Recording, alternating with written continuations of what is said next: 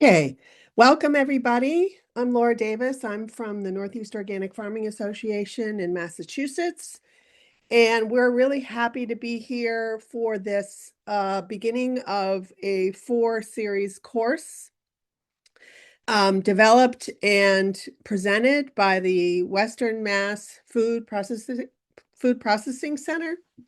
And as organic growers, many people always think about the ability to take their organic products and put an organic logo on it when they make value added. So this is your opportunity to learn all about how to do that.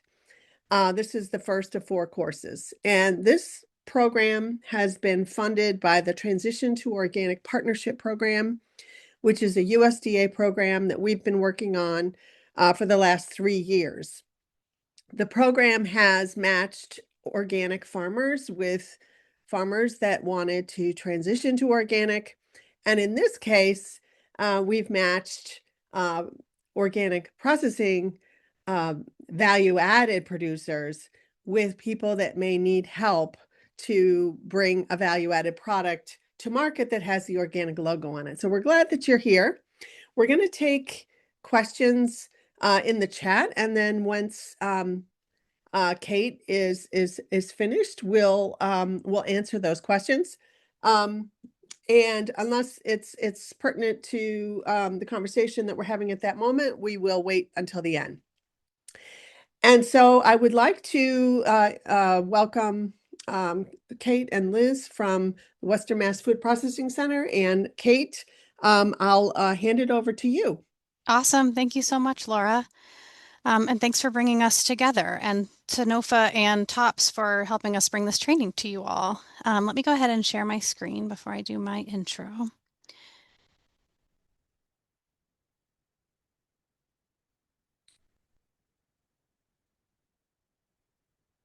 Perfect. How does that look? Does that look good to everybody? You can see the slides? Awesome. Thanks, Laura. Okay, welcome. Let's get into it. As Laura said, this is a four-part workshop series, and today we're here in workshop one, validating your value-added product concept. So we're going to talk really generally today about what it means to bring a product to market. So we're going to talk about the ins and outs of developing a recipe, getting a product into a package, labeling that product, and bringing it to market. For the next session, which I hope you will all join, we're going to be talking more about manufacturing in a bigger way, and I'm going to introduce the federal regulations that apply to packaged food products. And then the following two sessions are going to be led by Liz, my colleague, who is the director of our kitchen here in Greenfield, Massachusetts, which I'll talk about in a moment. And she's going to get into the organic certification pieces. So we'll talk about certifying a facility and certifying a product. And so those are going to be over the next 4 Wednesdays. So every Wednesday morning in March. And I hope you'll join for the following 3. So what we're going to get into today, and give me 1 minute, I need to move you all so you're on the other side of my screen. Okay, so today we're going to talk about getting a product into a package. A big component of that is market research and thinking about your sales pathways and where you're going to be selling your products.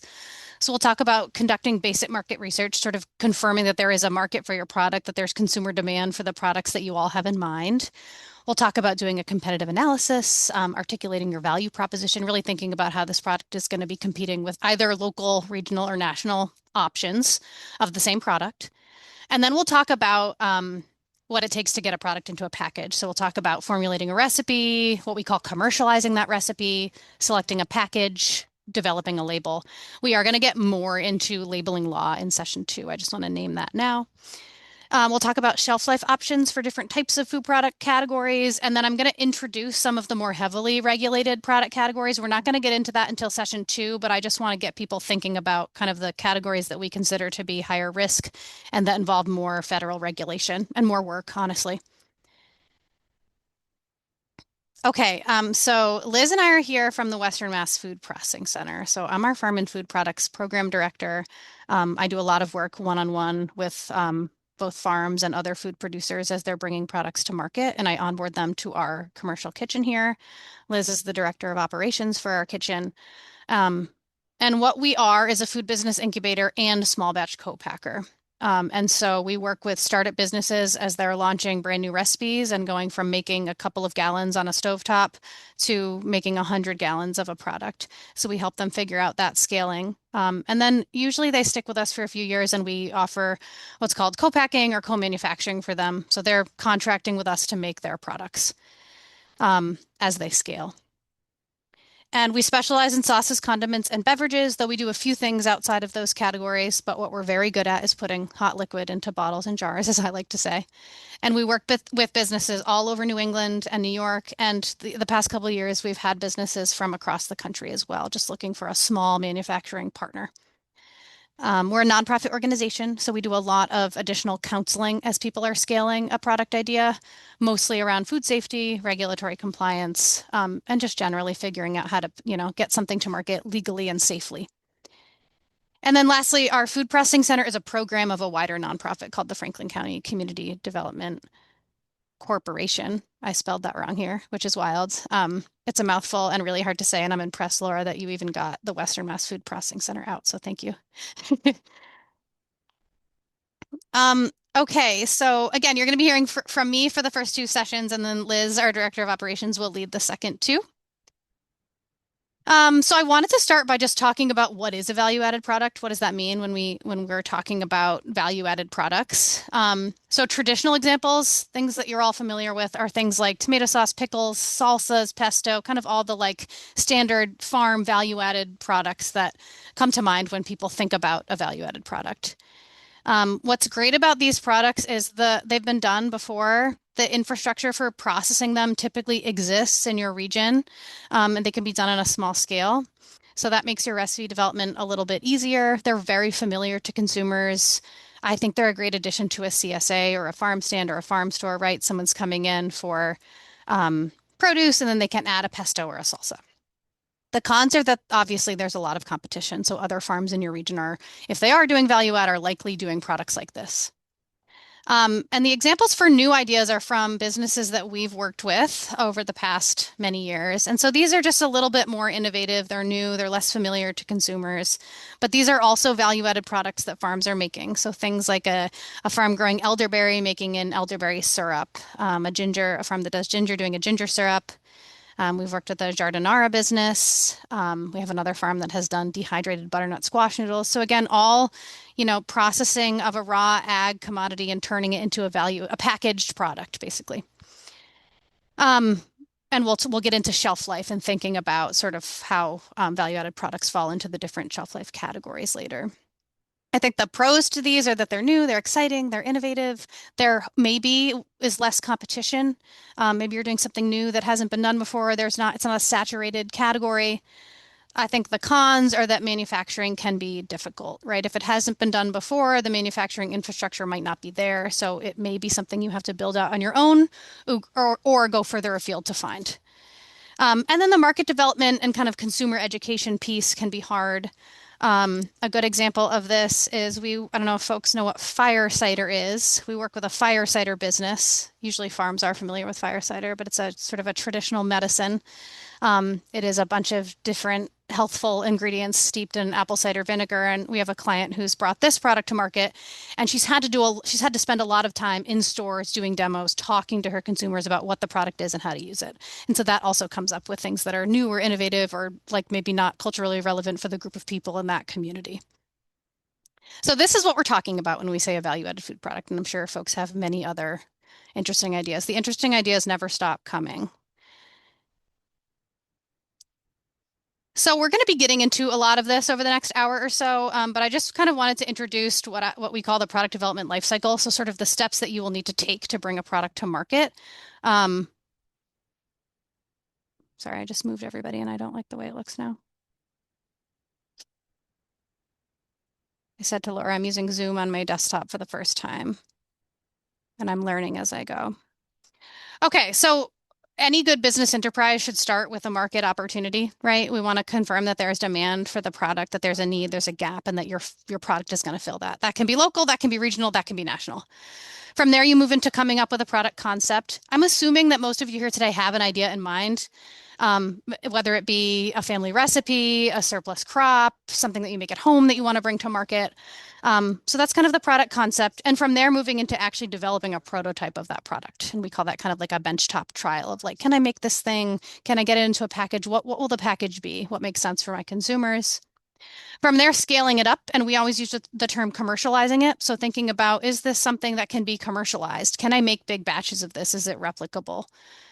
From there, evaluating, like, did it work? Does it still taste good when I make 50 gallons as opposed to 1 gallon? What needs to change, whether it be ingredients or a processing step or the package itself? Thinking about shelf life and whether or not you're wanting this product to be refrigerated, ready to eat, frozen, shelf stable, and we'll talk about those different categories. And then, of course, doing a cost assessment to figure out what does it cost me to make a unit of this, and then basing your pricing on that. And from there, market distribution.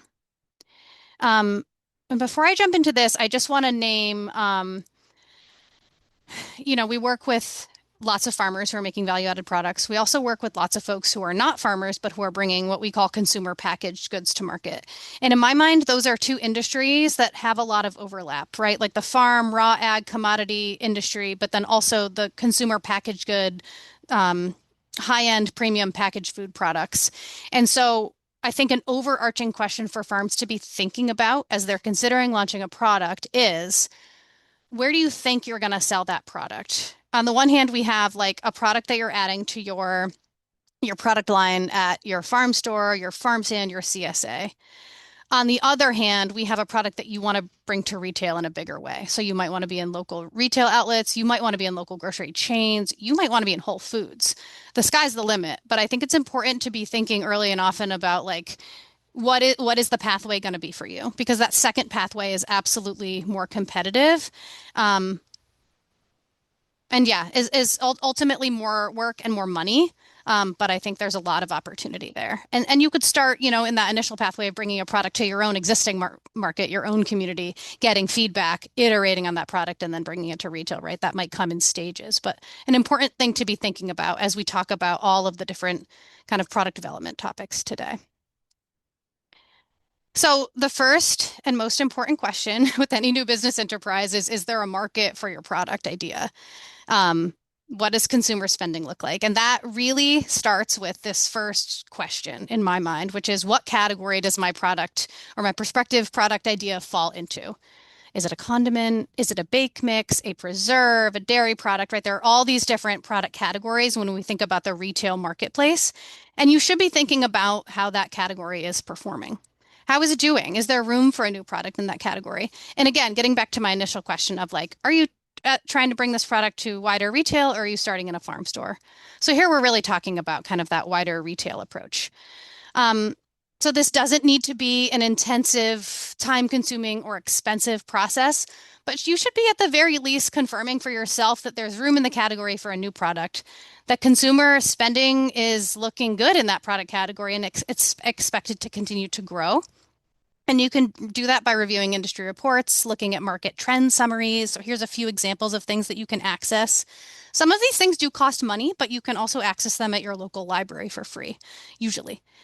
Um, Beyond that, beyond sort of accessing data that is available to both consumers and producers, you could also talk directly with connections that you have in the retail market. So talk with buyers, talk with them about the category that you're thinking about getting into, and ask them, is there room in this category for a new product? If you were to launch a product in this category, how would you make it interesting to consumers? Right? You might be looking to launch a salsa. Like there's a lot of salsas in the market, but what could you be doing differently that's going to make you interesting and attractive? And so that might be, we're featuring local ingredients, and we're going to be really focusing on our regional community. And we know that our region's going to be interested in a locally made salsa with local ingredients. It might be that you're launching an organic salsa in your region and there's not a lot of availability for that. Um, it might be some interesting like ethnic twist based on a salsa that comes from some other community that's not familiar to the people in your community. So there's many ways that you can make something that is traditional interesting. The other thing that you can do, I think that like honestly, one of the most important things you can do is be in grocery stores and other farm stores and markets and get a sense of what's out there. So what does the competition look like? And do that in different places, right? See what is in the small mom and pop retail shop, right? What are their kind of, if we're talking about salsa, what are the couple that they offer? And then go to your local grocery chain and see that bigger spread of salsa products and what's offered there and how is that different. And you could even do the same for Amazon. You could do the same for Whole Foods. So just getting a sense of the competition. And this is sort of just a reiteration of that question. What is the market that you're considering? And what do those phases look like? Maybe you're starting with your existing channels, your existing customers, and then expanding into retail from there.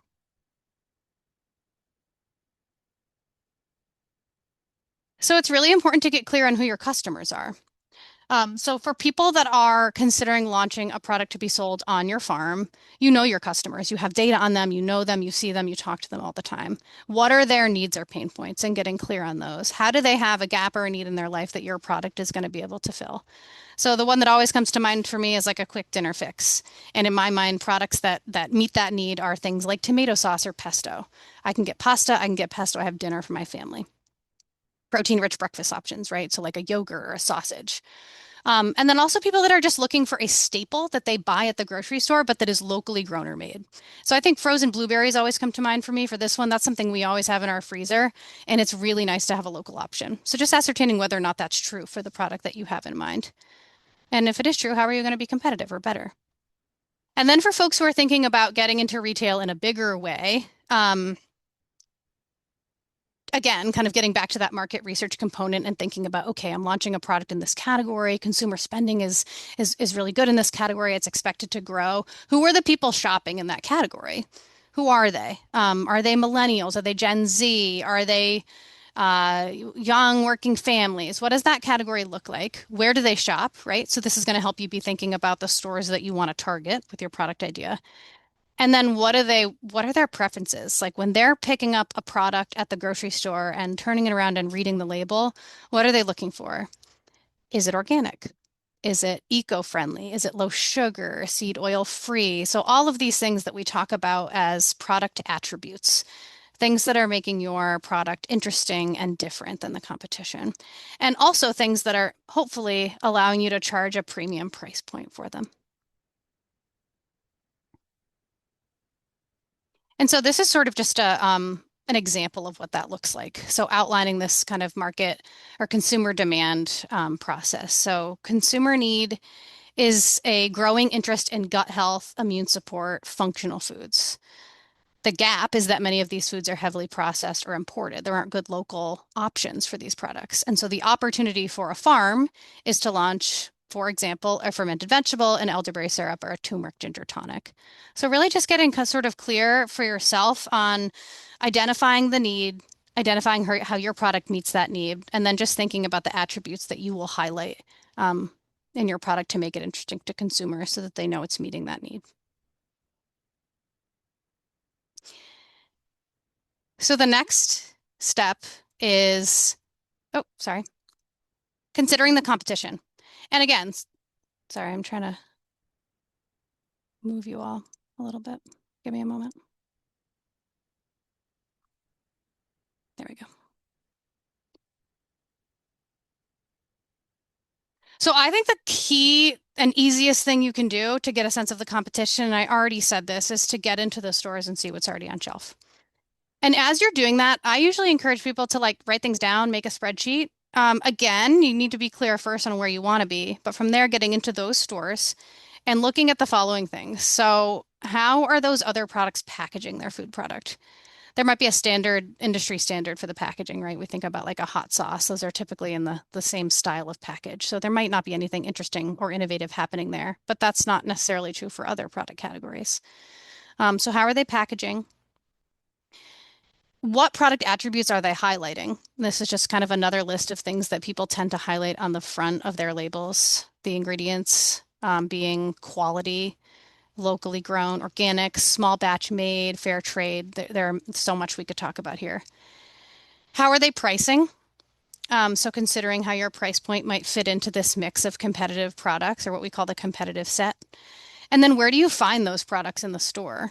Um, I think a good example is barbecue sauce can be found in multiple places, right? There in my grocery store, there's a section of barbecue sauces, and there are many, many products there. But there's also a small section of barbecue sauces over by the meat products. So are there different places that you might find yourself in store, and how might you be competing with each of those different sets of products? I think another example is there in many grocery stores now, there's sort of a natural or a specialty section. And so you sometimes find product like a tomato sauce is a good example where there's a whole section of tomato sauce products in the grocery store. But then in the specialty natural section, there's a couple of ones that they feature. So thinking about kind of where you want to be and then who's in that space. And again, touching on all of these things, how are you comparing and competing? And then from there, getting really clear on your unique value proposition. So, what is it that makes your product more appealing? Is it the price point? Is it the quality? Is it that it's local? Is it that it's organic? What is it? What are your, I would say, one or two things that really make you stand out? And this is just kind of an example of that. So, busy professionals are looking for a satisfying and savory breakfast option. Our farm is going to make frozen hand pies that are protein rich, ready in minutes, featuring pasture raised meat, and the vegetables are from our farm. So, just thinking about those key things that you're going to highlight both in your product description, on your website, in the way that you talk about this product to your community on social media, and then, of course, on your package.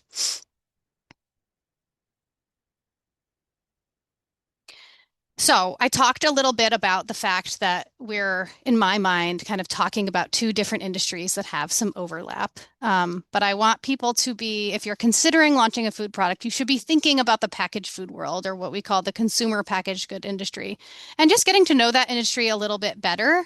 So jumping to that second bullet, I like to encourage people to sign up for trade magazines and other food publications. And these are just a couple that I like, just to get a sense of like, what are the market trends? What is trending? What are people talking about? What ingredients are interesting to people? What product categories are doing well? All of the things that we've talked about.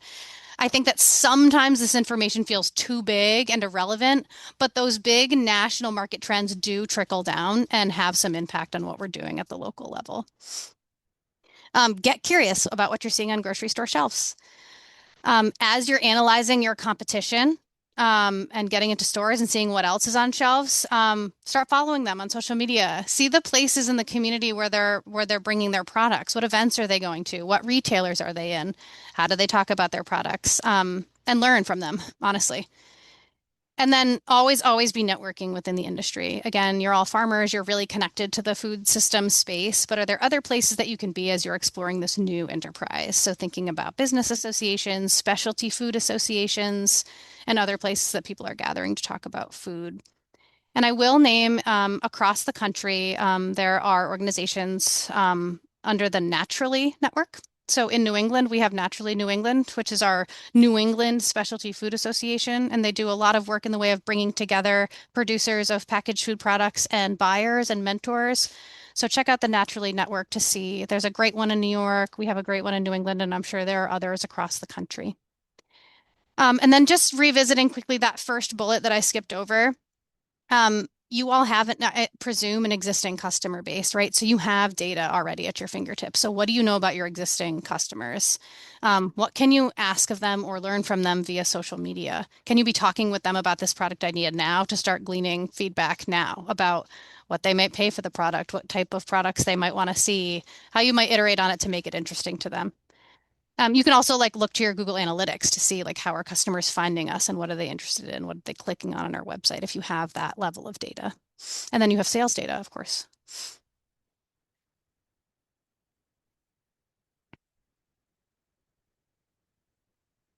Okay. So we're going to presume from this point forward, you're going to move from research to actual development of a food product. So we're going to presume that you've identified your product category. You have a good sense of consumer demand and you have confidence that there's a market opportunity for this product. You're somewhat clear on your target customer and you have a sense of what they value in a food product, what sort of, again, product attributes that they are leaning into and wanting to shop for. You're clear on your value proposition and how you stand out, how you're better, how you're different, and you have a pitch for that. Practice your pitch, talk about your idea, and get good at kind of touching on those like key points early and often. And now you're ready to turn your concept into a product. So we're going to talk about creating something that is scalable, and we'll talk about how to package it.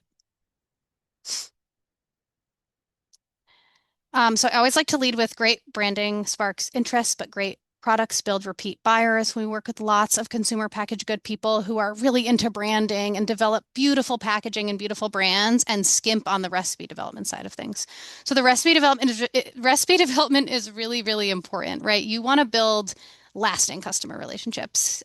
So you want someone to like go to the grocery store, see your product on the shelf, grab it because it looks interesting, but then come back for it every week or every month or whatever that cadence kind of looks like. So take the time to get it right. And develop your recipe with scaling in mind. So some things to be thinking about is who's developing the recipe? Is it you? Like what? Maybe it was your grandma, right? Maybe it's grandma's tomato sauce or grandma's salsa. I think that's a common one, a really amazing family recipe that you want to bring to market.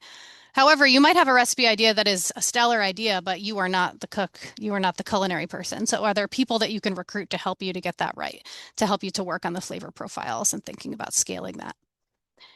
Um, and develop with scalability in mind. So thinking not just about making this in your kitchen on the stove, but thinking about how this will scale in a big way and how you might make tens of gallons or hundreds of gallons or many, many pounds of your product idea.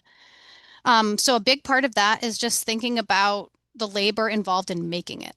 Are there labor intensive steps that could be done away with? So be thinking about this as you're trialing the recipe and iterating on the flavor profile. Also be thinking about the processing steps and what can you cut out or what could you do differently so that this is not labor intensive as it scales.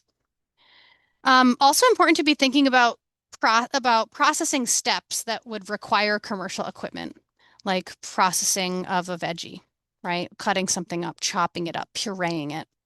Where are there places where you're going to want commercial equipment, and how might that look different in a home kitchen as opposed to a commercial kitchen? What might you want to gain access to in order to do this more efficiently?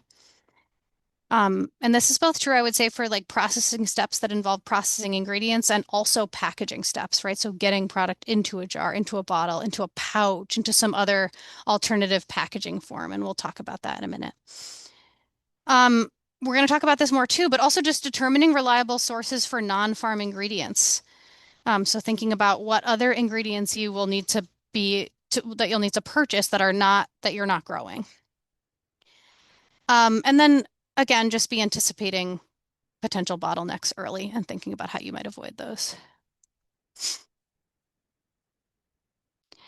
So soliciting feedback is really important. I think farms are often in the wonderful position of having a really strong network and community, right? So you have, of course, friends and family, but also your farm community, that are shopping with you at the farmer's market or at your farm store or participating in your CSA. So use them, get feedback. Don't just launch a product and sort of hope. Launch it in a small way and give it to your existing customer base and see what they think about it. And these are just some examples of like informal survey questions that you can ask of them to help make the product right for them and for the market. So thinking about product appeal, are they interested in this and what about it stands out to them? Perceived value, why would they buy this? How would they use it? Again, helping to sort of get into what is the need, what is the problem that this product solves. I really like the question of how would you use it because we often find that customers are using a product differently than you anticipated they were going to use it. And so that might lead to other product ideas, or you might package it differently based on what you learn, or you might incorporate additional ingredients based on what you learn. Of course, taste and flavor profile, do they like it? Are there variations that they see, right? If it's a barbecue sauce, like do they want a hot version? Um, I'm trying to think of other examples. If it's a pesto, do they want a vegan version? Like, what are the ways that you can iterate on it to make it interesting to your customer base? Um, yeah. And then price point. How much would they pay for it? This is kind of an awkward one. I'm never quite sure if people are answering honestly, but trying to figure out like what price point sits well with them and maybe even just giving a range. Like, does 5 feel good? Does 8? Does 12? Like, or is that too much? And try to get honest feedback. And then shelf life and like packaging. So how would they want to see the product? Is it something they would want fresh? Would they be willing to accept it as a frozen product? Would they buy it that way? Or are they really looking for something that's shelf stable? So an example might be like a pickle product is something that we see as both shelf stable and also refrigerated. Meat products, fresh versus frozen. Um, oh, there's so many examples here. And then just thinking about where would they buy it. So is it something that they would buy, like they would be happy if it were included in your CSA? They would pick it up at your farm store, or could they see this in wider retail? Would they buy this at the grocery store? Or are there competitive products that they would choose instead in that space?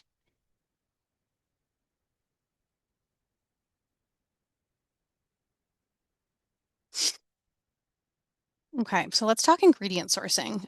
This is going to be a key component of your product development. So thinking about the non-farm ingredients that you need to source to scale your recipe.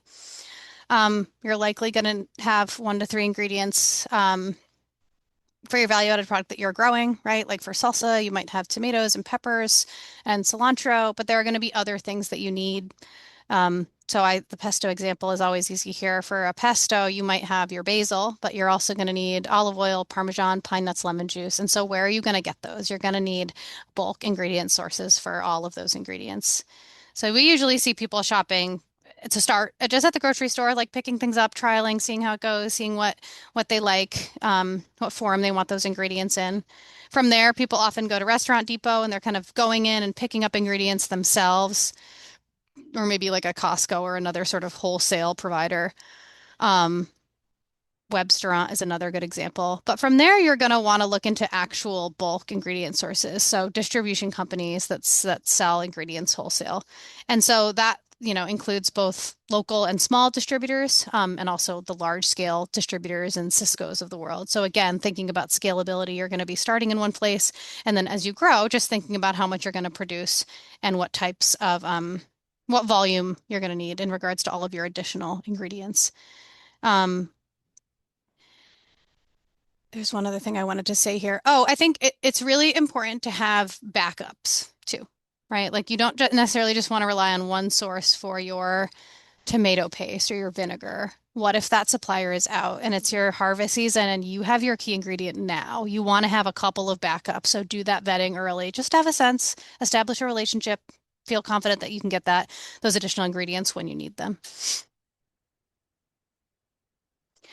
Okay, so scalability. So, in thinking about taking a product from your home kitchen to scaling it up and bringing it to a commercial kitchen space and maybe even a co-packer, you're going to want to be thinking about the capabilities that you're looking for. And by that, I mean the equipment that you're going to need to manufacture this in a bigger way. So, before you do that, kind of looking at the left-hand side of the slide here, you're going to want to get clear on the product description. Like, what is it that you're doing? Is it a frozen fruit? Is it frozen strawberries that are sliced and vacuum packed? Like really getting clear on what is the form. Is it a pickled product? Is it a pickled product that's also fermented? So there's a fermentation step.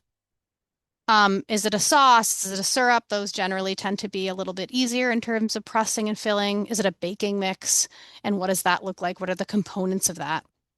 And then so the form and the ingredients are part of that product description. The other key part of the product description is your packaging. So is this going in a jar or a bottle? This is the fire cider that I was referencing earlier. Is it going in a bag? Is it a vacuum packed bag or not? Is that bag going to be frozen or not? Is it a box? Is it a bag in a box? If we're thinking about a baking mix, is it a pouch? So I think about like baby food or like those little kid apple sauces, right? That pouch style of product. Probably not true for many of you, but it's a possibility. And there are a lot of things being packaged that way these days. So who knows? Is it going to go in some kind of sleeve?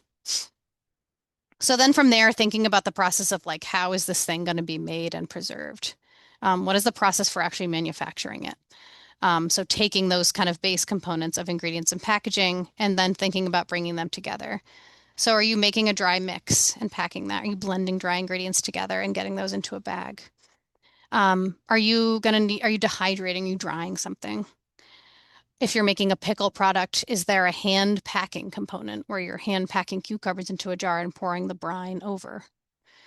If you're fermenting something, you're going to need space for that bulk of product, that big volume of product to ferment somewhere. What is that going to look like? How are you going to find space for that? We're going to talk more about acidified food products in a little bit, and much more in session two, but that's a very kind of hot product category. There are many foods that fall into this category. And so just thinking about, are you making an acidified food product like a barbecue sauce or a tomato sauce or a hot sauce? Many things are in that category. And is that going to need to be filled hot? So what's that going to look like? How can you get that product to the right temperature and make sure it's put into a bottle hot? Are you doing a cold fill refrigerated product that's going to require you to take a large volume of product and quickly cool it? How are you going to do that? What's that going to look like? Retort, we're not going to get super into this, but thinking about shelf stable, low acid foods, these are very difficult at a small scale. So, like a canned green bean would be an example here. That's going to require kind of sophisticated, advanced processing technology that is not available at a small scale. We're going to get more into that in session two, but just something to be thinking about, right? You might not be able to package it in the way that you want to. Um, Bag and box, we talked about vacuum seal, freezing. And so, like, if you're freezing something, what does that frozen assembly look like? How are you making it so that product is a high quality with nice individual pieces in the bag and not all clumped together? So, just really getting clear on what it is that you want to be making and thinking about realistically, how is this thing going to get processed and put into a package so that it is safe for human consumption? And I would encourage all of you to write out a product description or to be kind of iterating on that all the time. So writing down like what it is that you're doing and kind of talking about the ingredients, the processing, the packaging, the shelf life, all of that.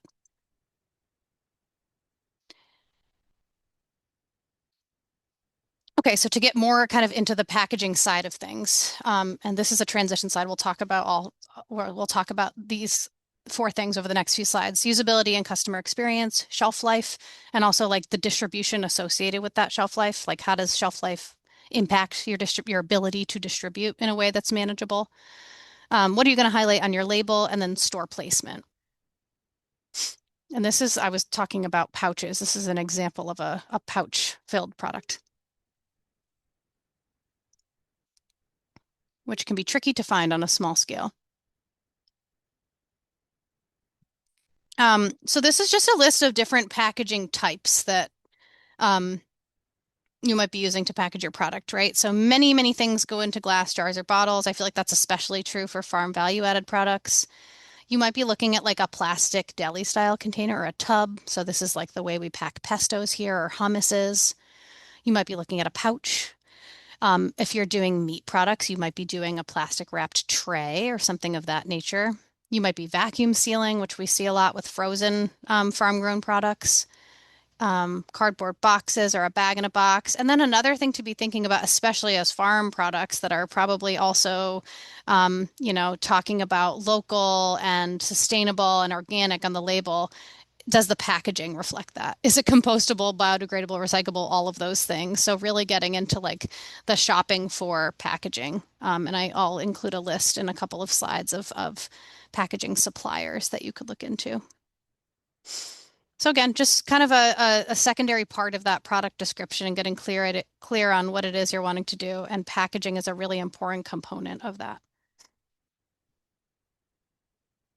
So usability and the customer experience. Again, you want people to come back for your product next week or next month. You want it to be a good experience for them. So again, getting clear on like how is it that they're going to be using it? Are they using it all in one sitting? Is it something that they open and keep in their fridge for a week? Like what does that look like for them for your product? And also that may impact your pack size, right? Like how much you put into the jar. But thinking about things like, is it easy to open? Does it need to close back up or reseal? Do you want to include some sort of like pourable component?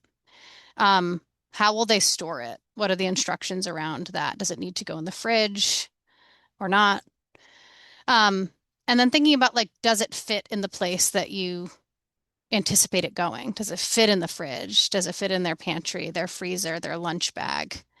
Can it be used one-handed? Is it messy? Again, really just thinking about like, are someone going to want to pick this up and use it again? If it's inconvenient, they're not going to, even if it tastes great. And then does the packaging match your brand promise, right? So getting back to what we talked about initially around the value proposition and kind of what it is you stand for, why you're interesting, why you're different. Does the packaging fit that? Does it communicate premium versus everyday value?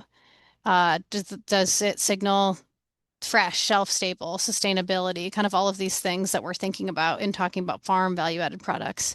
And then does it align with who you've identified your target consumers, who's going to be shopping for this product? Does it align with the things they care about, right? Like we talked about, is it compostable? Is it recyclable? Is it giftable? How are they using it? So packaging is just a really important part of the customer experience or the product experience. And so it's equally important. It's equally as important as the recipe itself. And so spend the time to get it right. And I don't have anything in the slide deck necessarily, although people are welcome to chat with me after the fact and schedule time to meet with me about their product idea. But we have this wonderful person in Massachusetts who essentially functions like a packaging broker. So he represents many different packaging companies, and he will take a call with you to talk about your idea and talk with you about what packaging you might be looking for. So if that's a language you don't have yet, or you have no idea what you're looking for, he's a really good place to start. Um, I always say like the consumer packaged good industry, like even if you're a veteran business owner, it's a whole new industry to learn and it's a whole new language. And I think the packaging piece can be especially tricky in thinking about like what is it that I want and what is that called? So anyway, I can be a resource and I'll also refer to this gentleman that we love to work with. His company is called Access Creative. Okay, so we talked at the beginning about different types of product categories. And so with the framing of like you're in a retail environment, you're shopping at the grocery store, there are different product categories that you might be shopping, right? We talked about there's snacks, there's frozen meals, there's condiments. So this is a kind of a different take on product categories in thinking about the shelf life of different products. So as I said, many products fall into the acidified or acid foods category. So examples are salsa, tomato sauce, hot sauce, barbecue sauce, many condiments that are kind of acidic enough to be shelf stable. And they're made shelf stable through that acidity, and they're filled hot, typically, almost always. So I am going to assume that many of you have product ideas that will fit into this category. We'll talk a little more about it in a few slides and then a lot more about it in the second workshop. But there are many regulations that go along with products that fall into the acidified foods category that we'll get into. Another way that products are made shelf stable is through controlling the water activity, right? So cooking the water out of the product so that that water is not there and available for pathogens to grow. So examples of this are things like hot fudge, sometimes simple syrups, honeys, peanut butters. Many of these products are filled hot, though not all of them. Baked goods, granolas, other baked products, those are also considered to be water activity controlled products through baking, right? You're cooking the water out in a different way. Many products also fall into the refrigerated or ready to eat foods category, like pesto or hummus, the other dips. Trying to think of other examples top of mind, but they're not coming to me. There are ways that you can extend shelf life for products like this. And so that's something that you can be thinking about as a way to give yourself more time to move those products. So preservatives, which is not something that we typically recommend, but is a pathway. Increasing their acidity, right? Lowering their pH. Doing a gas flush, like replacing oxygen in a container with nitrogen, which is something that we see with like a potato chip. But the same could be true for a ready-to-eat dip or sauce. As well as what's called an oxygen barrier, which is if you think about opening a container of pesto, it has that plastic seal over the top. So just preventing oxygen from getting in and oxidizing that product. And this is a lot more to do, I would say, with product quality than safety. But just really thinking about how can we keep the quality of that product good for long enough to get it to the retail market and give us time to sell it and get it on shelf and give the consumer time to buy it. Fermented foods is another category. Those often have a really long shelf life, which is wonderful. Some of them end up being refrigerated so that they don't continue to ferment, but not always. And then, of course, frozen foods. And what's interesting in my mind about frozen foods is that some of them can be sold to a store frozen, and then the store can thaw them out and sell them refrigerated. So pesto is another example of this. You can probably tell I eat a lot of pesto in my home. It's like always top of mind for me. But pesto is a really good example of something that you can, it's a great farm value added product. You can make it, you can freeze it, you can sell it to a store. And when they put it on the shelf, they'll put it in the fridge and they'll sticker it to say this now has a week or 2 weeks or whatever you've decided that shelf life is. And that's true of other products as well, many other product categories.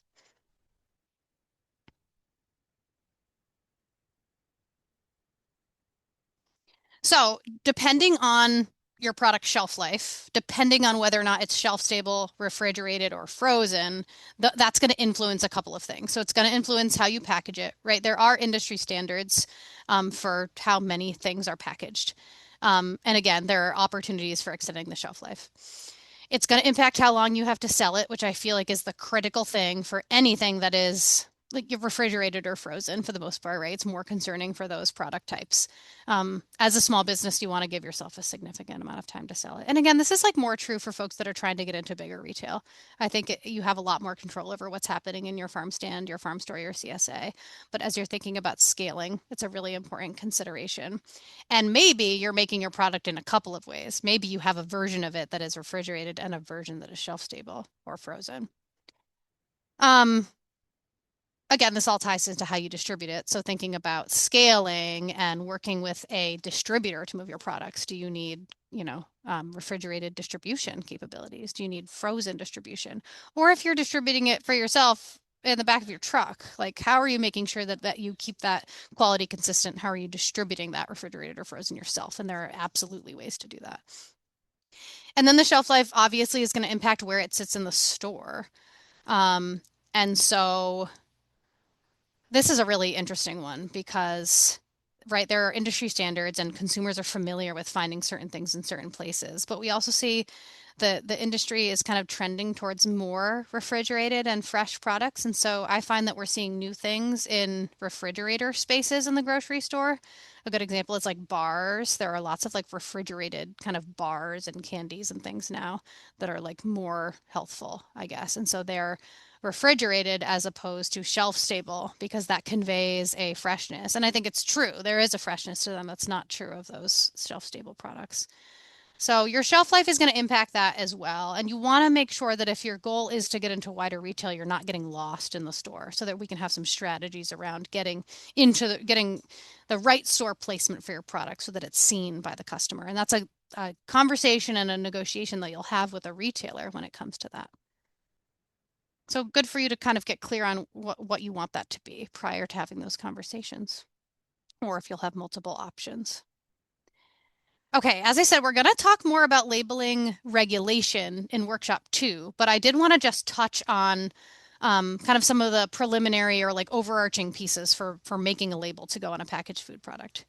So first, the labeling is a process that includes three things. It includes designing the label, which usually folks don't do themselves. I find that most people do outsource that, or at least outsource that at some point once they've sort of validated that there's consumer demand for the product.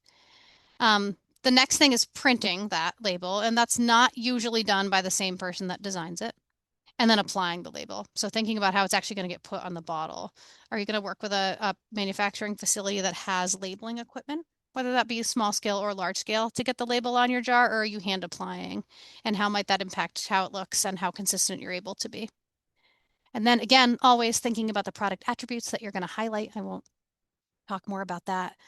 But just thinking about the feeling that your branding and like your design, what you want to convey to your consumers. Again, you may, as a farm, already have a really strong brand, and you're going to bring that same brand, that same feeling, that same design work, that same color palette, kind of whatever you have, you're going to bring that to your packaged product, to your value added product. But if you don't have that, if you haven't done that work to get clear on what your brand is and how you want a customer to feel when they look at your product, and you also want to take that product to retail, it's going to be important to step back and kind of lay that groundwork so that when you'd go ahead and you're working with the designer on a label, you're able to talk with them about what you want to convey, right? Is it a premium feel? Is it a craft feel? Is it the farm feel? Is it clean? Is it fun? Whatever it is.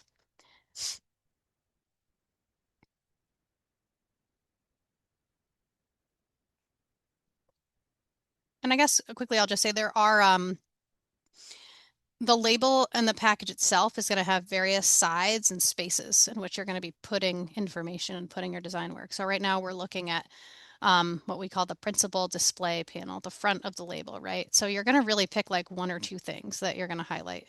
So like these guys are clearly highlighting organic. That's right there on the front.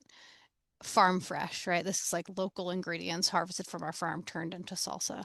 But there's also information not pictured that you're going to put on the back, right? Which is called like a romance copy. Like, what are you going to be saying? What do you want to say about your farm? What are the couple of things you want to talk about as you're talking about your farm and your growing practices in the content on the label? And then we'll talk more about the required pieces in our next session. And depending on your product and your packaging, you may have a little bit of room to talk about your farm and your brand, or you may have a lot of room. And so that's always interesting. And like, how much label space do you actually have? And that just knowing that that real estate is really, really important. And if it is your goal to get into retail, I forget what it is. There's some data point that like the consumer, you have like 7 seconds or something to catch the customer's attention. And so doing a really good job of doing that with the front of your label is going to be important in the retail space. Okay, I said I was going to share a slide on different packaging suppliers. So this is that slide. I do find that people tend to start with getting glass from Amazon or Uline or some other like smaller scale, kind of they can ship direct to your house glass supplier. But eventually you're going to want to find bigger sources for those for your packaging. And so this is a list of some of these are regional to the Northeast, although I think some of them are also national and just have Northeast kind of hubs. But this is our resource list and glass suppliers that we really like and that have been good to work with that our clients have really liked. And so it is worth, once you get clear on what your packaging is going to be, it is worth starting to shop around, pricing out, getting samples, figuring out where the glass is going to come from. And again, like maybe having a secondary supplier lined up. I feel like we haven't seen this in a while, but I remember during COVID, people really struggling to get glass and not having a secondary supplier lined up. And so they just couldn't make their products. And as farms, it's really important for you to like, you're going to have a window, I imagine, where you're processing products. So to really have that unlock is going to be important.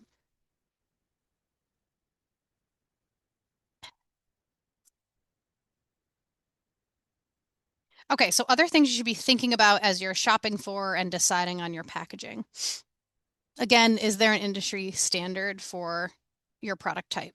Good examples are maple syrups, honeys, hot sauces, barbecue sauce. Like these are, you all can sort of picture these products. They tend to come in the same container or the same couple of containers. That's not to say you can't do something crazy new and innovative. Um, However, I remember there was an example before my time here of a person who wanted to pack a maple syrup product into like a really tall, crazy, beautiful, unique container. And then the container didn't fit on the store shelf. So like actually thinking through the logistics of bringing this to market and like how tall can it be? How wide should it be? Is it going to fit with everything else that there? Is it going to be familiar to a consumer, right? You have to balance the innovation with familiarity for sure. Um, Getting back to those product categories that we just talked about and really thinking about the acidified foods category and maybe even the water activity controlled category, thinking about whether or not your product needs to be filled hot. And so you need to source containers that can withstand high heat. That's easy to do, but just want to name that's a thing.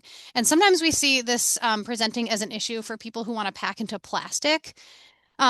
And actually, like a good example is the product here, I think. This is a sriracha product packed in plastic. Plastic bottles often panel, meaning that like they're filled hot and then when they cool down, the plastic gets all warped. And so just kind of thinking about those nuances and is it going to actually work logistically as you put it into the package? Often with people who are packing into plastic, we find they need to try a few things before they can get it to work. Are you going to want or need a shrink band or safety button? So thinking about like if you buy an applesauce and you twist off the top of that applesauce, there's a pop. That's because that has a safety button. And that's to let the customer know that it hasn't been opened. They're the first person to open it. It's safe to consume. The same is true for like a shrink band. Like if you picture opening up a hot sauce, that'll have a shrink band on the top that you have to peel off first. Again, um, letting the consumer know it hasn't been tampered with. Those are called tamper evident seals. Thinking about your pack size, so getting clear on how much you want to put into the package. again, a lot of this is going to be based on industry standard, like hot sauces are in 5-ounce Woozy bottles. Barbecue sauces are pretty standard. Tomato sauce, we often see two sizes, right? There's kind of a small and a large, although we're seeing a lot of tomato sauces in those bigger jars these days. Um, so just thinking about that, on the one hand, it's nice to have a small pack size because then in any one production day, you can make a lot of product and kind of keep your cost per unit low. But on the other hand, people might want something in a larger container. Like people might want an applesauce that is going to feed a family. Maybe 16 ounces in it isn't enough. Maybe you'll learn from your customers that 24 ounces is what they actually want. So again, be talking about your idea and your concept and be getting feedback all along the way. Yeah, I think that's all I'll say on pack size right now. I guess the last thing on pack size is just it's also connected to your competition and what are they doing? And so how are you competing with them? Case pack is retail specific and refers to how many units are going to be in a case. So if you're making applesauce and you're going to sell it to a store, you're not going to be selling single units of it. You're going to be selling it as a case. So is it a case of 6? Is it a case of 12? Is it a case of 24? There are industry standards around that too, kind of based on the product category. But I do know from what we have heard from retailers is the less is better. They tend to like 6, which is what we hear. So that might be down the line for you if you're kind of if this is a brand new value added concept, but at some point, if you're going to get into retail, you'll have to be thinking about a case pack. Again, if you have the opportunity to talk with retailers or buyers or other mentors about your idea, that's a question I would say for them. Glean as much information about that as you can. And then lastly, thinking about can you receive a delivery of packaging? So like what's your location? What's your base? Like can a tractor trailer show up with glass? And can you receive it if you're buying it by the pallet? Or do you need to find a manufacturing partner sooner rather than later? We receive a lot of glass at our facility here in Greenfield, and those typically come on a tractor trailer truck. And you can get reduced pricing the more that you buy, typically with the manufacturer. So another thing to be thinking about, depending on your cash flow, if you can withstand that. Okay, so I wanted to introduce a couple of the more heavily regulated food product categories. Again, the next session, next Wednesday, we're going to be talking more about each of these and kind of the different regulations that apply and how that will impact where you can manufacture them, if you can manufacture them, what the inspection process is going to be. But I just wanted to introduce kind of the top 3, and you can sort of self-identify, and we can talk offline too after the second workshop if you want to really dig into your specific thing. So acidified foods is the big one. I think this is very true for many farm value-added food products. You can see the list of examples that I've talked about. Acidified foods are typically hot-filled and acidic liquid food products going into a bottle or a jar. They have to meet specific pH requirements. So they need to have a low pH. If they don't have a low pH, a big question for you is, can you lower the pH? So this is a conversation I have with lots of makers of things, is like thinking about the flavor profile. So first identifying like what is the pH and does that equate to shelf stability? And typically we like to see under 4.0 just to like give you an actual number. So if you're able to test the pH or can find a place to test your product for you, like I would just start there. Figure out what the pH is, and then from there you'll know whether or not you need to lower it. So acidified food products need to be under 4.0, and as you are doing your recipe testing, there are a variety of different acidic ingredients that you can add to lower the pH should you need to. So examples of that are things like vinegar, citrus, like lemon and lime, citric acid is another one, ascorbic acid. So these are all things that can help to lower the pH should you need to do that in order to reach shelf stability. And so you as the maker need to play around with those flavor profiles and figure out like, are you okay with that? Or does it just change the flavor profile too much and therefore you're going to have to sell this differently? And differently in that case might mean refrigerated or frozen. because you don't want to mess with the recipe that much. So that's a really important and crucial consideration to figure out early on. If you do have a product that meets the standards of being acidified and is under that 4.0 pH, and that's the route that you're going to take, that product and process have to get approved by an outside, what's called a process authority, a lab. And so they do require this additional step of getting approved. I mean, we'll talk a lot more about that in session 2 and kind of what that looks like. But just know that that's going to be a step in your process. It can take a couple of months. There's a couple $100 cost to it. But it is a legal requirement by the FDA for acidified food products. Another thing to know is that anybody making an acidified food product has to have gone through what's called a Better Process Control School training. So this is a couple-day training, but the maker of that product has to have this certification. So sometimes people who have decided they're going to make an acidified food product will look for a co-manufacturing partner early on so that they don't have to go get that training. It's not a super heavy lift, but it is a commitment. So that's a decision too, is like, how quickly am I going to scale this thing? And at what point am I going to want to outsource the manufacturing? And sometimes we see with acidified food product people that they outsource earlier than others because they don't want to go get that certification. And then there are some additional requirements from the FDA for acidified foods in regards to setting up an account with the FDA and getting these products registered with the FDA. And again, we'll walk through that in session 2, but I just wanted to name this as a really big food product category. Many of your products, I'm assuming, will fall into this, and there's some additional homework that you'll have to do in order to do this legally and safely.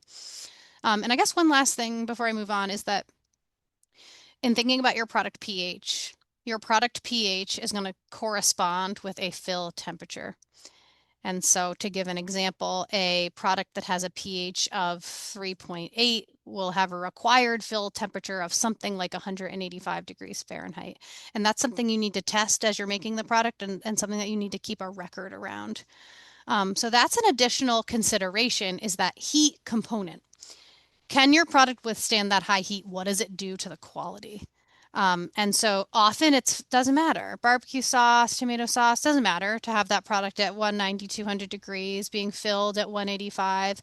But for other things, it does matter, right? Like something that has a beautiful green color or a paint, like something with beets. So that long heat time does change not the flavor profile, sometimes the flavor profile, but the color. And sometimes the consistency. So that's another important consideration, especially as you're thinking about not making a gallon, but making 100 gallons. It's going to take you a long time to fill 100 gallons of tomato sauce into jars. And so it's going to be on that heat for a while. So just a really important part of the process. So get your pH tested. If you have a product, make a batch, test the pH, figure out where you land.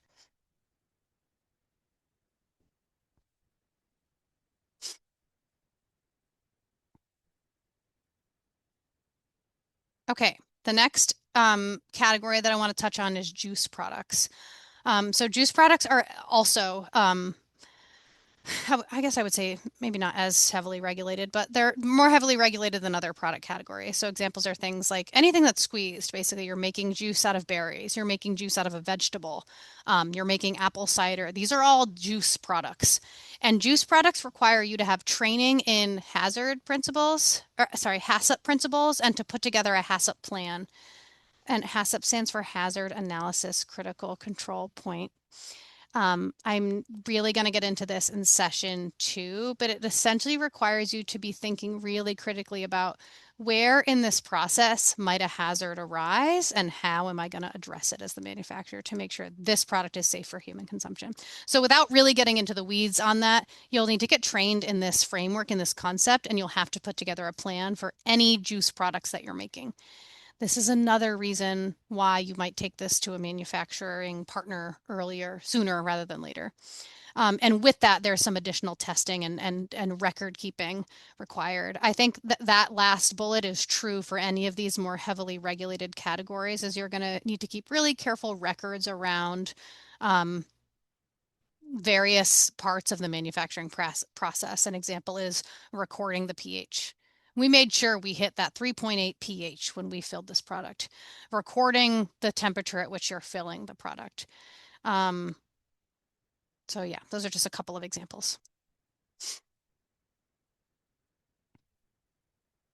Okay, the last heavily regulated food category is, of course, meat.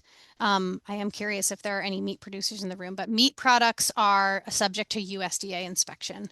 They have to be made in a USDA approved facility, and that also includes having a USDA inspector on site anytime you manufacture a meat product. They're a heavier lift. I think there are much bigger barriers to making meat products. So I hope for all of your sakes that you have an amazing local or regional hub that does meat processing for you. We don't necessarily have that in the Northeast. We have a couple of amazing manufacturers who also do some packing for other companies, but I think there's a gap in the Northeast for sure, and I wonder if that's true for other regions. And I'm really specifically, I'm not talking about like a cut and wrap meat product. I'm talking about bone broth. I'm talking a hand pie, like a meat pie. Um, a sausage, a jerky, right? So these other value added meat products that just can be difficult to make on a small scale because there isn't a regional hub.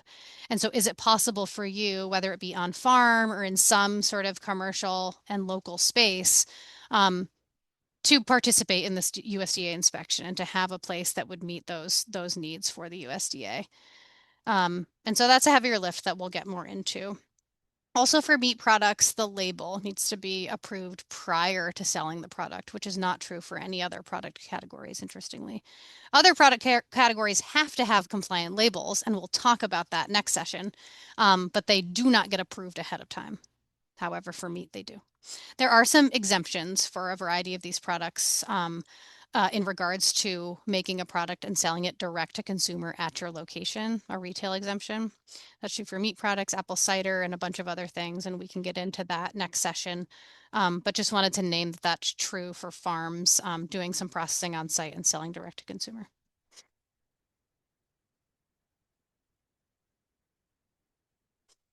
Okay, this is my last slide, and then I think I have two more slides, and then I will take questions from the group. I know there's been some activity in the chat, but I haven't looked yet. But this is your homework slide. This is the homework I would assign you kind of after this session, or maybe after next session. Um, so feel good about the fact that there's consumer demand for your idea. This can be localized to your community and to your existing customer base. But instead of just making a tomato sauce because you have a surplus of tomatoes every year, get clear on what it is your consumers want, right? Thinking back on like, what is their need? What is their pain point? And how can I like take my tomato sauce idea and tweak it to fit that need, to meet that need?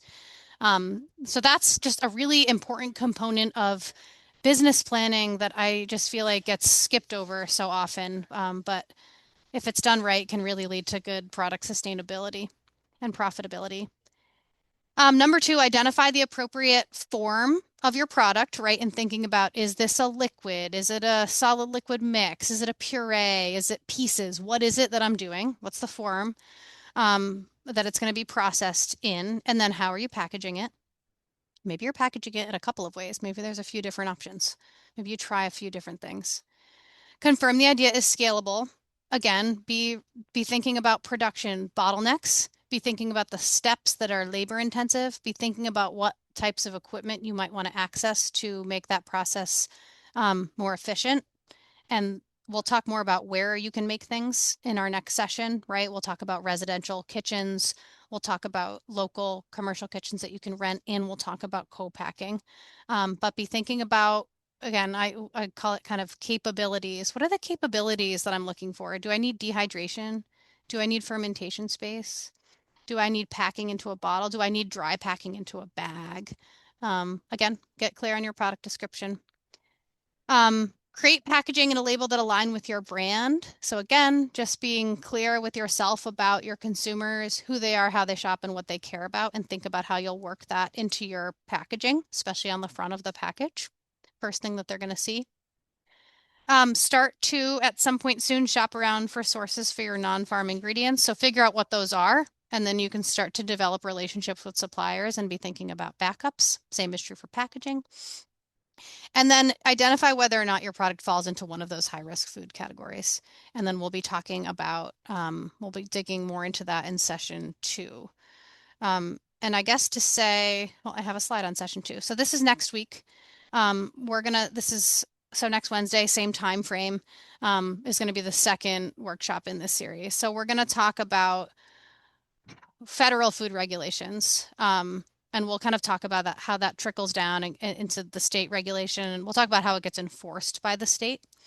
But there are a variety of federal regulations that apply to make any food maker, any food manufacturer. So we'll just identify those different categories. We're going to talk about where food can legally be produced again. So we'll talk about those different kind of kitchen spaces that you might be able to access. And then we're going to talk about the permits or licenses that you might need as the manufacturer to make that, right? So a good example is like anybody making an acidified food product has to have gone to better process control school. That's the big one. But we'll talk more about that. And then we're going to talk about selling wholesale as opposed to retail and sort of the different regulations that come into play when you start selling to someone else who's going to sell your product, because there are some major differences compared to selling direct to consumer. And then we'll get more into the labeling requirements. So that's the plan for next week. I hope that many of you will join us. And then as a part of this program, Liz and I are available to meet with you about your product idea. So if you want to email us, this is I should have included yours, Liz, but she says mine is fine. This is my email and my phone number. So you can always get to Liz through me too. I call myself Liz's manager, but we are here to help. So if you're like, this is my thing, I'm feeling unsure about it. Often people come to us with the question of like, if I make this here and want to sell it here, what permit do I need? What regulation is going to come into play? So it's hard to talk about all of this without using examples and without having a really clear like this is the thing I'm trying to do, and then we can talk it through with you. So please schedule a time with us. We're available. And that's all I have. Thank you to Nofa for having us here today. I'm excited for next week. That was awesome, Kate. Thank you. I was Yeah. thinking you might need a break during all that, but you were just motoring on. That's great. I do want to take a question in the chat from Lena. I am particularly wondering about pricing for small batch items. Hmm. It often feels like pricing for the time, packaging, ingredients would push the price beyond what I would want to pay regularly. Yes. How do you calculate your own costs when scaling to determine if you can actually make money at the price customers are comfortable with? Yes, you are thinking you're on the right track, and it's really hard. I think also this gets back to where do you want to be competing, right? So you're a small business. You probably are going to be making really small batches to start, and therefore your cost, I assume, will be relatively high, right? Like you can't compete with um, I'm trying to think of a big tomato sauce manufacturer off the top of my head, and I can't, but you can't compete with Lay's potato chips, right? You can't compete with the big brands. So where is it that you're going to be competing?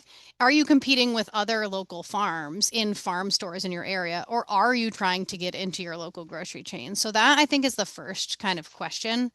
But I will say, Liz is giving me the answer to the tomato sauce ragu. Thank you, Liz.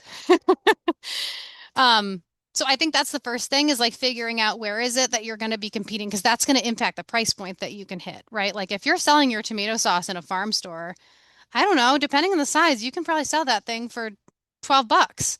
Like, right, that's like the number top of mind for me. But if you're selling that in retail, that's going to be different. It's not going to be able to price that high. So that's the first part of it.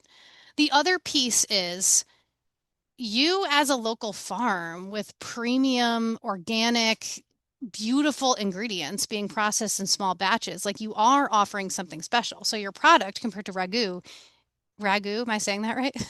It is premium, right? And so you get to charge a higher price point for all of those attributes that you're going to be highlighting. And that's where the packaging really comes into play. I hate to see like a beautiful thing in an ugly package because for me, I'm like, you did all the work. Like you grew the produce, you found a way to make the thing. It's delicious, it's beautiful, it's healthy, it's organic, whatever it is, convey that on your label because that's how you get a higher price point for your product. So even though that is an upfront investment, like you're spending the money on the design work, the label, the packaging, all of that, you can get a better price for it in the marketplace. So that's my first part to the answer. My second part is in order to calculate your cost of goods, like it does require you to do that scaling and figure out how you're going to be making it.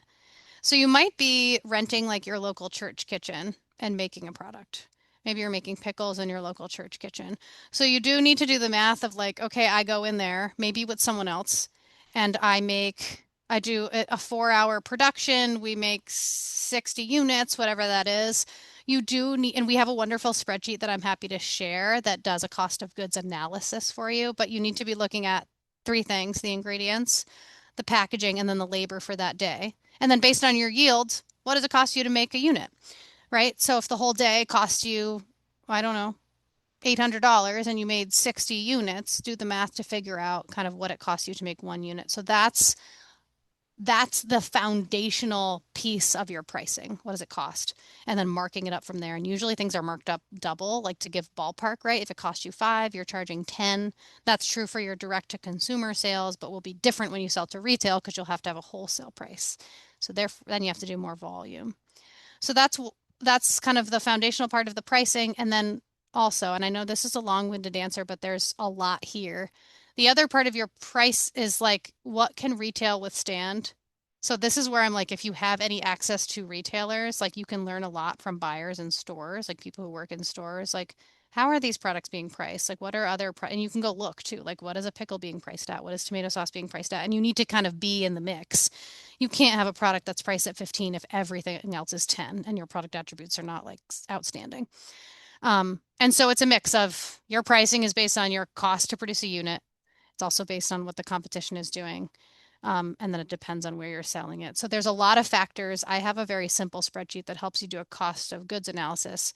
But in order to analyze your cost of goods, you have to know where you're making it and how much can you make in a day. And you might not be there yet.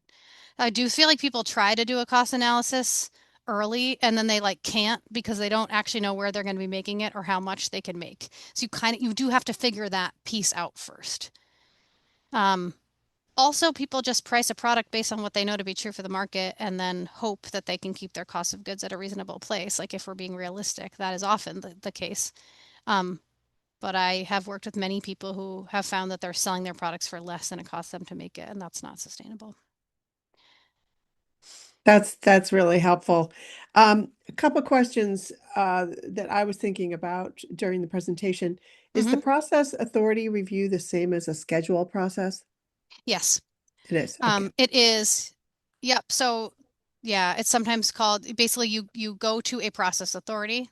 They do a process review and then you get a scheduled process. And it's Got a it. document that says this is my hot sauce and it must always be processed with this pH and this fill temperature. Great. Yeah. And the Better Process Control School, Hmm. that's in addition to Serve Safe and allergen training and getting certified for those items? It is. Yes, that is true. Okay.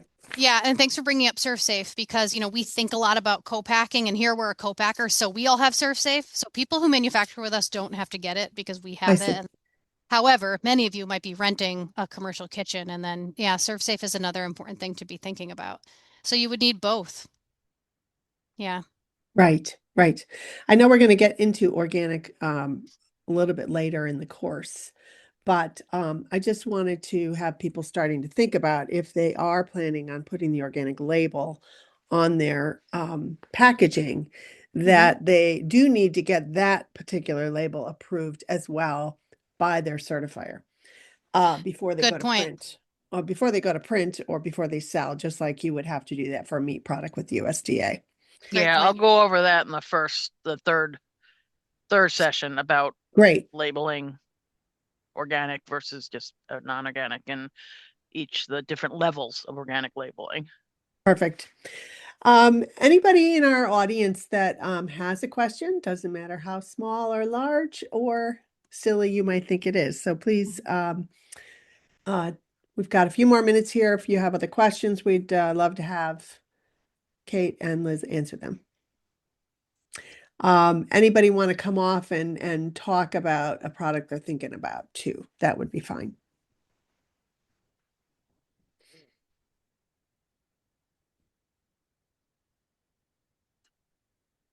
And we hope that you will take the Western Mass Food Processing Center up on their offer to be of assistance. This is included in their grant from the USDA to help you with questions. So I'm hoping that everybody that needs help can reach out to them and get assistance. Yeah, and I see, thank you, Laura. I'm just keeping an eye on the chat. Someone asked a question about the smallest batch of processor we'll do. It's a good question. It's tough to answer. And we're going to talk more about like what is co-packing and how do co-packers operate in session 2. But I'm glad you brought this up because if you do have a product that you're going to need to outsource the manufacturing, right? Like find a partner early, you're not going to be making it yourself. Um, co-packing, finding a co-packer is a hard thing to do. That's just the truth of it. It's not as hard if you have an acidified food product that's like a tomato sauce or a barbecue sauce, but it can be tricky for other things that are more complex. Um, some of the bigger co-packers have high minimum order quantities. So they may say, we can do this. You have to make at least 10,000 units. 5,000 units. And so that's often too high. Like that's too much for a small producer. They don't have the bandwidth to even move that over the course of a year. And so that is a challenge that a lot of people will face. We are a smaller co-packer. We're also a nonprofit organization. We don't necessarily have a minimum order quantity, but how we price our services is we charge by the day. So we charge $2,500 for a day. And so that's 8 hours. We make as much as we can in those 8 hours.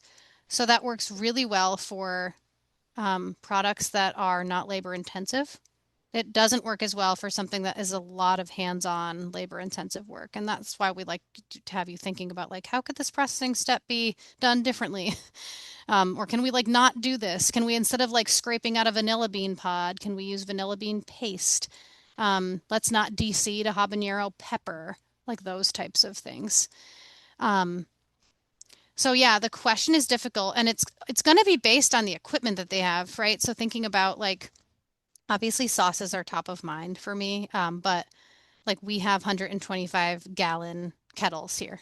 So we make 100-gallon batches in our kettle. Sometimes we'll do 200 gallons in the 2 kettles that we have, but we're limited by the kettles themselves. Like how much can we do? So that's why it's important to get clear on what your product is. Like if it's a sauce that's going to be made in a kettle or a giant pot, that's important to know because as you're looking for a manufacturing partner, you need to be able to convey, this is what I'm making, this is how I anticipate it being made. Do you have a pot? Do you have a kettle? Like what size? What is the batch size that you can do? And then asking about their minimums early is going to be really important. So it's a very hard question to answer. I find that people sometimes need to shop around for like 6 months or a year to find someone, and I hope that you can find someone regional. But we've had people that like we had a farmer, Liz, I'm thinking about Joe Sykowski out our way, who made a variety of value-added food products, traditional things, tomato sauce, um, salsas and things like that. But he was having them made in New York because he found someone in New York that could do it. So it was a few hours away. He had to drive there and develop a relationship with these people, and then probably had to do that less over time. But it's a process, and it's a really important relationship. I see another question about does handling spicy items like chili powders carry a higher cost? That's an interesting question. Uh, I'm just looking at Liz because, like, I don't really go on the floor and deal with things like that, but Liz has probably worn a mask while processing horseradish. So, should it come with a higher cost, Liz? We don't charge a higher cost. It's sometimes a higher cost to the employees. But no, we don't. Um, there are additional PPE and respirators that sometimes have to be worn, but we process it like anything else. Thank you. I just asked because the number of times I've pepper sprayed myself is outrageous. It's Oh very no. like you'll get that one new employee that tries to clean up after a hot pepper production with hot water and realize quite quickly that there needs to be a cold water rinse before because it aerosolizes the capsicum and then they're all like coughing and dying. So Sounds like an exciting product to be, Tomia. I used to hate when they would make we did pickled onions here for a while, and I'm embarrassed to admit it was hard for me to be here. They hurt me. They hurt my eyes, and I wasn't even out there on the floor. That's wild. Yeah. Okay, so any other questions before we end our first course? We're looking forward to seeing everybody next Wednesday, and I'll send out a reminder to you most likely the night before I will be saving the recording and making it available to you, and it'll also be on the Nova Mass